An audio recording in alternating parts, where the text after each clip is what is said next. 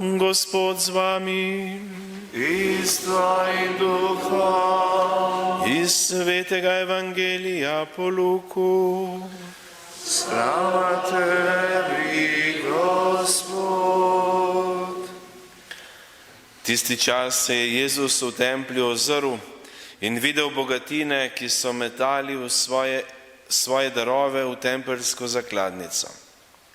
Videl je pa tudi neko siromašno vdovo, ko je devala vanjo 2 novčiča in rekel: resnično povem vam, ta uboga vdova je vrgla več kot vsi, kajti vsi ti so Bogu v dar vrgli od svojega obilja, ona pa je od svojega uboštva vrgla vse, kar je imela za živež.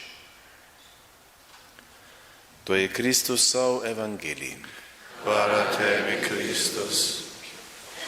Evangeljske besede naj izbrišejo naše.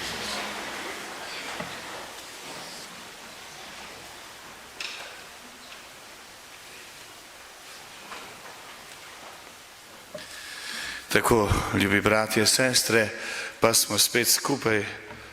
A ste kome čakali, da ste prišli k maši?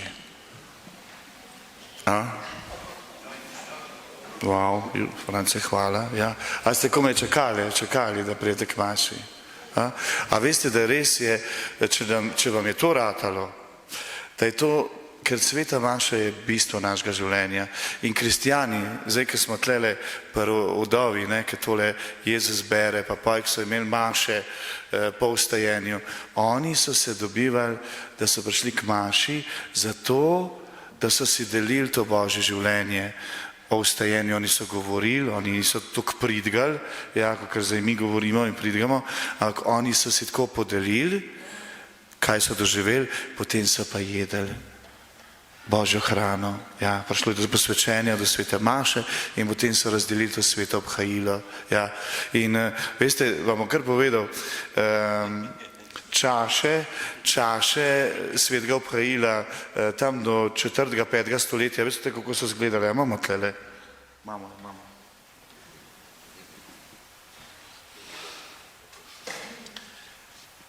Da si te malo predstavljali. To je bilo, posebej kelihi so bili taki res izraziti.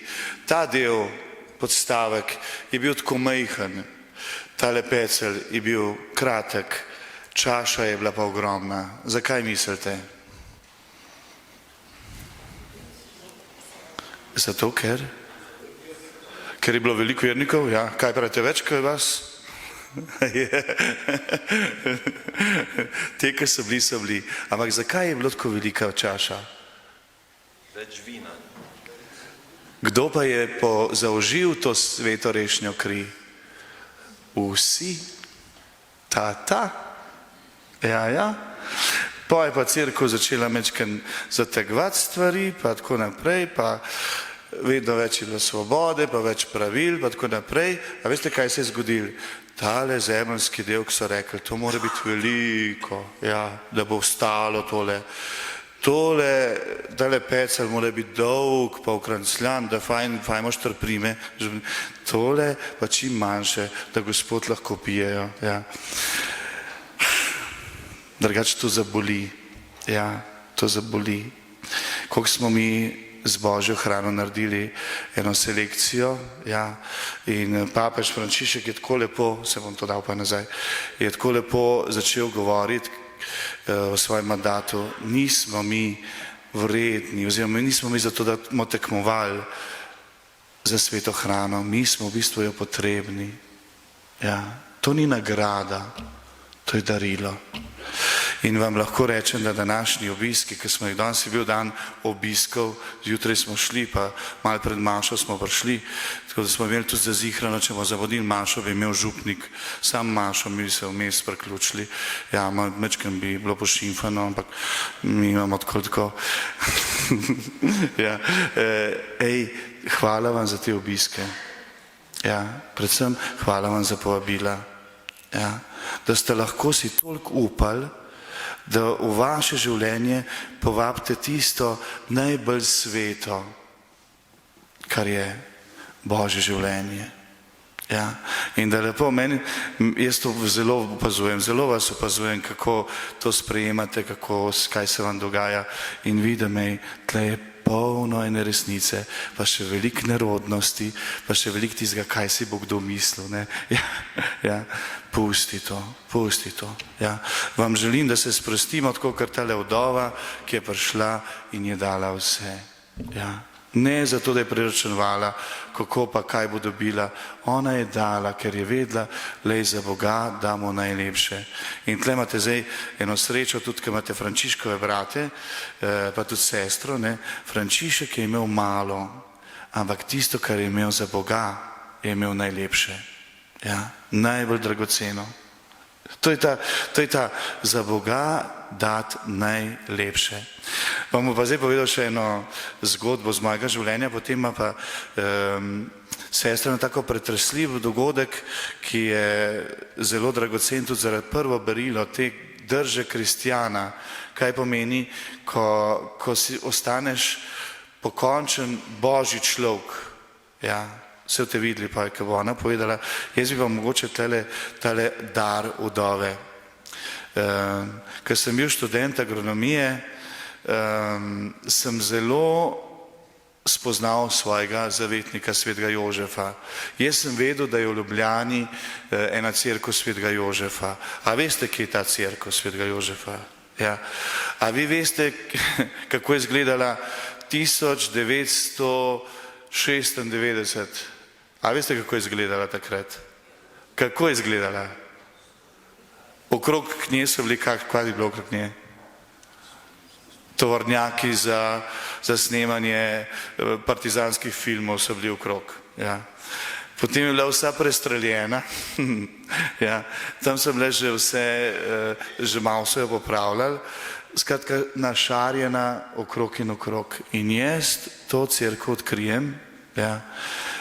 Sem šel do nje in meni se je milo storilo. Takrat sem spoznaval jaz cerkev, tudi kot inštitucijo, in sem šel noter, sem rekel, Bog ve, kaj je to za ena cerkev tako Boga.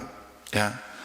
No in pa sem šel noter je bilo vse dvoransko, zazidan je bil tam prezbiterij, nekaj se je videla tam ena glava, se je nekaj videla, jaz sem zelo radoveden in sem šel tam, pa nisem znal čist odkriti, kaj je, pa tam je bilo vse tako. To je bil studio, Viva film, takrat so ga lih podirali, zaprli vse skupaj, kaj ni šlo. No in jaz to pridem domov v študenta, pravim, sem bil eni cerkvi, ki precej Boga, tam ima tiste stare tovornjake za vojaške, ne, kaj je to, tudi nič nisem vedel, čisto nič nisem vedel. Pa mi pa povejo moji študenti, res smo bili taka družina, veš, Jožko, to si bil pa pri cerkvi svetega Jožefa, pa kako, kje pa je Jožef? Pa je rekel, veš, zazidanje, Jožko, zazidanje. Ja. No in jaz grem tam spet drugič gledati, kje je ta zid in to, in jaz bi kar podaril tisti zid, če bi le mogel. No in sem pa videl, da od zadaj tam za tistim zidom se že vidi en kip. No in potem pa je tam pisala ena škatlica, pa so pisali, sprejemamo darove za obnovo cerkve svetega Jožefa. Si komarja, če bi zdaj sem direktor, ko bi jaz tole dal noter, ne. No, pa jaz po tistih žepih študentskih pogledam, se ni bilo veliko, ne. No, pa grem pa domov, sem imel pa nekaj našparano za moj študij agronomije, sem imel nekaj šparano, pa tisto gledam tisti denar, recimo, da je bilo 150 evrov. Ja, recimo, tako zdaj res na pamet govorim. 150 evrov, ampak to je bilo veliko, to je bilo treba cel mesec na 3 tedne hrane, pa prevoz mojega avta za domu, za obohen, hrana pa to, ja, tisto sem si pa še nekaj, stanovanje sem si kupoval pa zato, ker sem v Rukuču, ok, to. No in jaz tisti denar gledam, prvi dan tako že primem, pa ga spustim, pa rečem, drugi dan, tretji dan jaz vzamem tisti denar, ga dam uvaržati in tečem k tej cerkvi in spustim noter. Vse sem se basal, čim hitreje se ne bi premislil. Ja, poj sem domov hodil na štop, ker mi zmanjkalo denarja, za jaz sem čisto skozi dobil nekaj in tako naprej. Ampak jaz sem poj spremljal to cerkev. To je zame, je bila ta cerkev moja cerkev. A razumete? Ja, jaz sem spremljal, kaj se dogaja in sem vedno, kadar je bilo kaj, sem smuknil tja, ker sem že smukavc. Ja. In sem smuknil tja in sem gledal, kaj se dogaja. In jaz sem s to cerkvijo rastel in potem sem videl, tam so že nekaj pobeli, potem so skozi bolj so podirali tisti zid in se je Jožef skozi bolj videl. No, jaz sem to vse spremljal.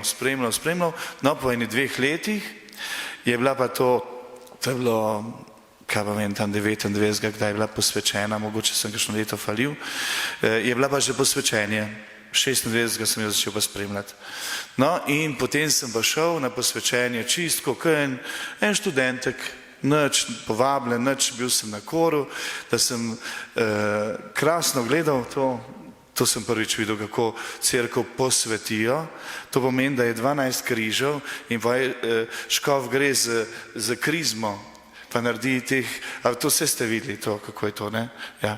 No in ko je škof hodil tako okrog in križke delal, teh 12 po cerkvi, jaz sem nekaj doživljal in letos, ko sem imel tam nekaj so me povabili, sem to zopet doživel, da te križke, ki je škof delal, kot da bi meni Bog na srce delal križek.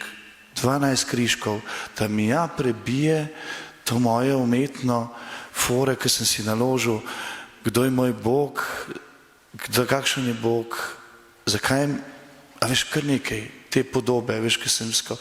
In se mi zdi, da mi to vam lahko rečem, da so mi te križki tako počas stopili tisto umetno, ki so mi naložili, kaj je cerkev, kdo je Bog, da je prišlo do mesa, tega lepega, čistega in od takrat naprej se v mojem srčku nekaj dogaja.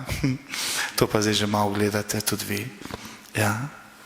Ta cerkev je mene rešila, ta dar pa tudi. Ja. Tako da sem imel takrat še kar dost stvari, ampak zdaj bo pa še sestra povedala, še eno tak trenutek, ja, imamo časa do 7, pravi, da imamo čas, da moramo imeti mašo do 7.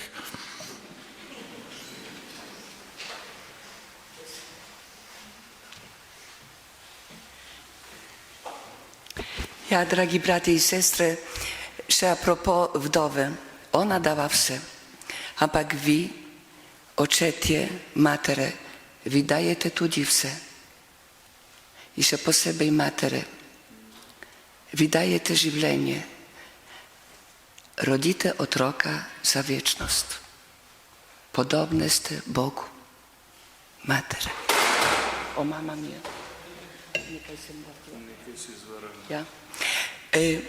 Mislim, da približno vsi veste, da jaz sem bila 10 let v Afriki, v Kongo, Brazzaville.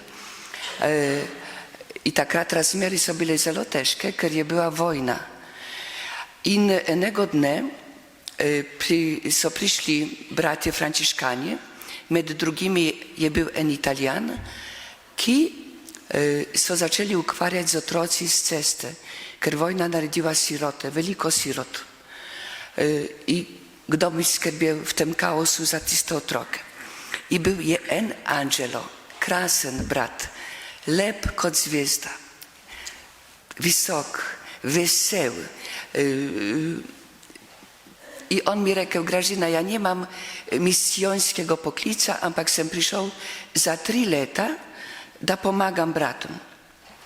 I ti bratje, černi bratje, Kongijci, so imeli že poklice.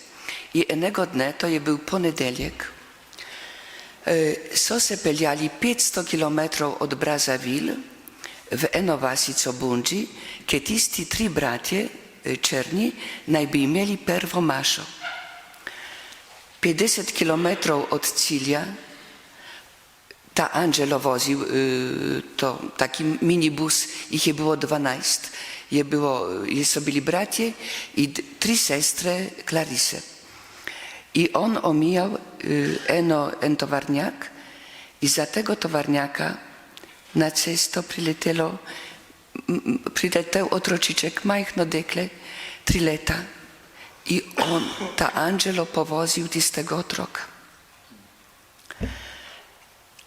V Afriki je taka navada, da če povoziš kuro, ne govorimo o človeku, moraš bježati do prve postaji, policijske postaji.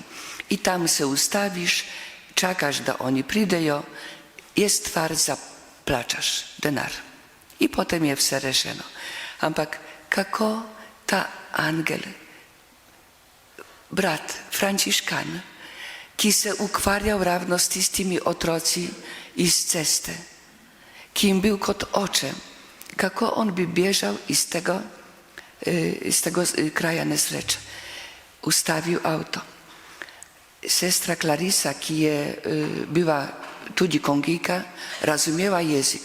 Je rekel, pater Angelo, pojdite naprej, ne ustavljajte avta.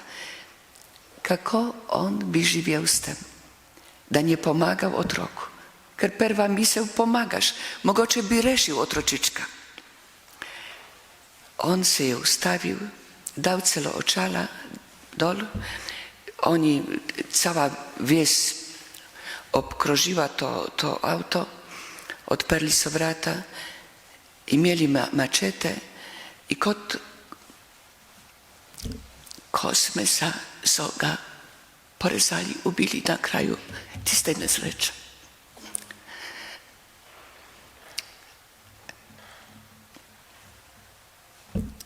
Dati življenje. Ampak ta zgodba se ne konča tako. On je imel očeta, ki je bil neverujoči. Mami in enega brata. Kako povedati tistim staršem o tej tragediji? Ampak italijanski radio že povedalo to celo preko nunciature je prišla ta novica do staršev. Ampak čez nekaj časa en brat Frančiškan mi rekel, Gražina, a veš, kaj se zgodilo? Ker ta oče, neverujoči, bi lahko preklinjal i to Kongo, i ljudi, i vse okrog. Ta oče imel kakšne življenjske prihranke in te prihranke podaril za otroke, za tiste sirote vojne, da so bratje kupili parcelo in so lahko zgradili hišo. Včasih taka cena, ogromna cena življenja, cena žrtve zrodi nekaj drugega. Angelo dal svoje življenje, da bi rešil mogoče ne 40, ne 50, več tistih otrok. Ja. Z kakšnej nesreči, z kakšnega trpljenja Bog včasih naredi eno novo stvar, eno novo življenje. Tako, dragi bratje in sestre, mi včasih v življenju imamo tudi i trpljenje, različne stvari, ampak Bog ne zapusti nas, ne zapusti novega človeka, nobenega. Samo je zadosti zaupati, do konca zaupati tistemu, ki nas je ustvaril, ki je naš oče, ki je večna ljubezen, kateri mi vsi gremo. Hvala.